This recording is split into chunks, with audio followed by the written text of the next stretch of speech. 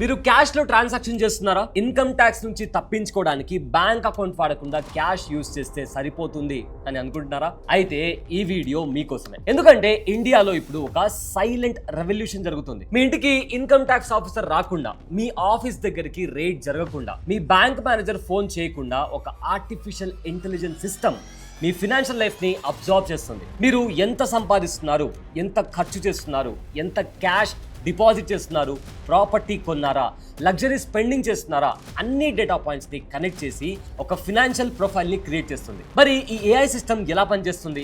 ఎవరు మీ ఇన్ఫర్మేషన్ ని గవర్నమెంట్ కి ఇస్తున్నారు? ఎప్పుడు నోటీస్ రావచ్చు? వీటన్నిటి మధ్య హానెస్ట్ ట్యాక్స్ పేయర్స్ భయపడాలా? పూర్తి వివరాలు ఈ వీడియోలో క్రిస్టల్ క్లియర్ గా పిన్ టు పిన్ మాట్లాడుకుందాం. ఈ వీడియో చాలా ఇన్ఫర్మేటివ్ గా ఉండబోతుంది అండ్ ప్రతి ఒక్కరికి ఖచ్చితంగా యూజ్ అవుతుంది. అందుకే స్కిప్ చేయకుండా ఎండ్ వరకు చూడండి. హాయ్, నా పేరు Abule Syed. Let's start our video.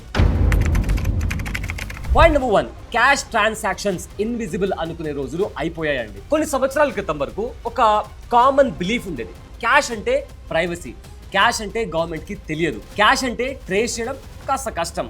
కానీ టెక్నాలజీ ఆ గేమ్ ని కంప్లీట్ గా మార్చిపెట్టేసింది. ఇప్పుడు ఇన్కమ్ ట్యాక్స్ డిపార్ట్మెంట్ దగ్గర AIS, TIS ప్రాజెక్ట్ ఇన్సైట్ లాంటి సిస్టమ్స్ ఉన్నాయి. సింపుల్ గా చెప్పాలి అంటే మీ ఫినాన్షియల్ లైఫ్ లో జరిగే ప్రతి పెద్ద ట్రాన్సాక్షన్ ఒక డిజిటల్ ఫుట్ ప్రింట్ ని క్రియేట్ చేస్తుంది. మీరు బ్యాంక్ లో క్యాష్ డిపాజిట్ చేసినా, ప్రాపర్టీ కొన్నా, క్రెడిట్ కార్డ్ బిల్ కట్టినా, మ్యూచువల్ ఫండ్ లో ఇన్వెస్ట్ చేసినా, ఈ ఇన్ఫర్మేషన్ అంతా డిఫరెంట్ ఇన్స్టిట్యూషన్స్ నుంచి గవర్నమెంట్ సిస్టమ్ దగ్గరికి చేరుతుంది.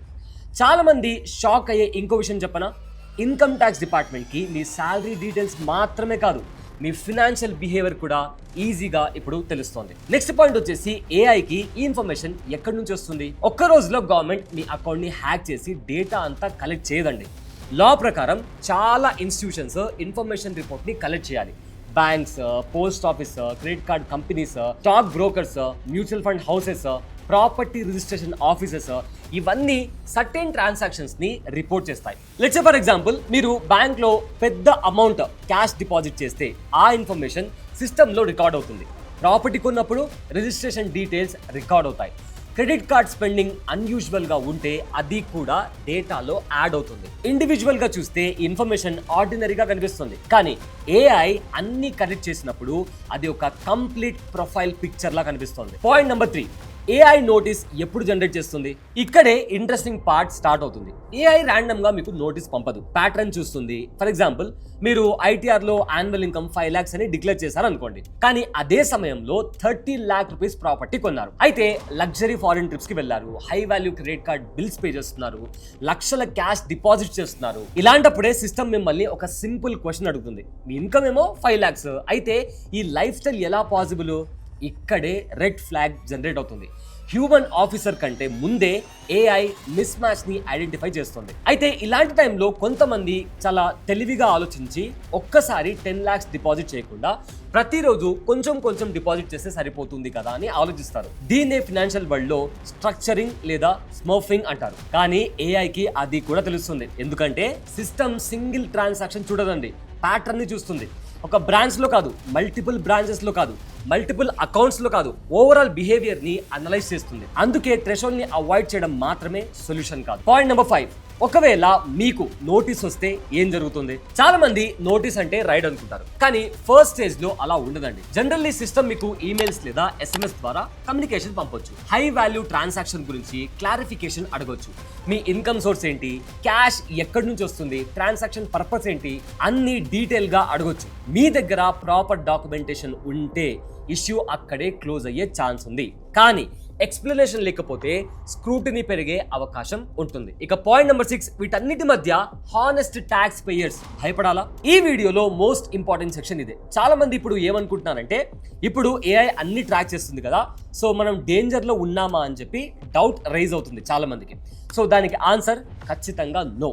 మీ ఇన్కమ్ జెన్యూన్ అయితే, మీ ట్రాన్సాక్షన్ జెన్యూన్ అయితే, మీరు మీ రికార్డ్స్ ని కరెక్ట్ గా మెయింటైన్ చేస్తే ఏఐ మిమ్మల్ని టార్గెట్ చేయదండి. Actually AI purpose honest tax payers ని ఇబ్బంది పెట్టడం కాదు, డేటాలో అన్యూజువల్ ప్యాటర్న్స్ ని ఐడెంటిఫై చేయడం మాత్రమే AI purpose. Next point number 7, మీ ప్రొఫైల్ క్లీన్ గా ఉండాలి అంటే మీరు ఈ 3 సింపుల్ స్టెప్స్ ని ఫాలో అవ్వాలి. నంబర్ 1, మీ యాన్యువల్ ఇన్ఫర్మేషన్ స్టేట్మెంట్ ని రెగ్యులర్ గా చెక్ చేయండి. రెండోది, మీ ఇన్కమ్ స్ట్రీమ్స్ అన్ని డిస్క్లోజ్ చేయండి. Salary, interest, income, capital gains, freelance income అన్ని. మూడవది, క్యాష్ ట్రాన్సాక్షన్స్ కి ప్రాపర్ రికార్డ్స్ మెయింటైన్ చేయండి. ఫ్యామిలీ లోన్ అయితే ప్రూఫ్ మెయింటైన్ చేయండి. గిఫ్ట్స్ అయితే ప్రూఫ్ మెయింటైన్ చేయండి. అగ్రికల్చర్ ఇన్కమ్ అయితే దానికి కూడా ప్రూఫ్ ఇంపార్టెంట్. డాక్యుమెంటేషన్ ఉంటే భయం ఉండదు. ఒక టైంలో క్యాష్ ట్రాన్సాక్షన్ ఇన్విజిబుల్ అనుకునే వాళ్ళం, కానీ టెక్నాలజీ ఆ గేమ్ ని కంప్లీట్ గా మార్చేసింది. ఏఐకి మీ వ్యాలెట్ లో ఎంత డబ్బు ఉందో కనిపించకపోవచ్చు, కానీ మీ ఫినాన్షియల్ ఫుట్ ప్రింట్ మాత్రం ఖచ్చితంగా కనిపిస్తుంది. కాబట్టి భయపడాల్సిన అవసరం లేదు, కానీ కేర్లెస్ గా ఉండటానికి కూడా అవకాశం లేదు. అయితే ఇంకో ఇంట్రెస్టింగ్ పాయింట్ ఏంటి అంటే, నా డబ్బు నా ఇష్టం ఎలాగైనా ఖర్చు పెట్టుకుంటాను అని మీరు అనుకుంటున్నారా? అయితే రీసెంట్ గా ఇన్కమ్ ట్యాక్స్ రూల్స్ గురించి కూడా మీరు ఖచ్చితంగా తెలుసుకొని తీరాలి. ఇక మీదట మీ ట్రాన్సాక్షన్స్ ని కనిపెట్టడానికి ఇన్కమ్ ట్యాక్స్ డిపార్ట్మెంట్ కి పాన్ కార్డ్ అక్కర్లేదండి. కేవలం మీ ఆధార్ కార్డు ఉంటే చాలు. ఒకవేళ మీరు రూల్స్ వైలేట్ చేస్తే మీరు చేసిన ట్రాన్సాక్షన్ అమౌంట్ మీద 100% పెనాల్టీ పడే అవకాశం ఉంది. సరే, ఈ సిచ్యువేషన్ ని ఈజీగా అర్థం చేసుకోవడానికి ఒక చిన్న రియలిస్టిక్ సినారియోతో మీకు ఎక్స్ప్లెయిన్ చేసే ప్రయత్నం చేస్తాను. రాము అనే ఒక సాఫ్ట్వేర్ ఎంప్లాయ్ ఉన్నాడు. అతను తన ఊళ్ళో ఉన్న ఒక పాత ఇంటిని 50 లక్షలకి అమ్మాడు. అయితే బయ్యర్ ఏమన్నాడంటే, సార్ 30 lakhs రిజిస్ట్రేషన్ వాల్యూ చూపిద్దాం, మిగతా 20 lakhs మీకు క్యాష్ ఇచ్చేస్తాను అన్నాడు.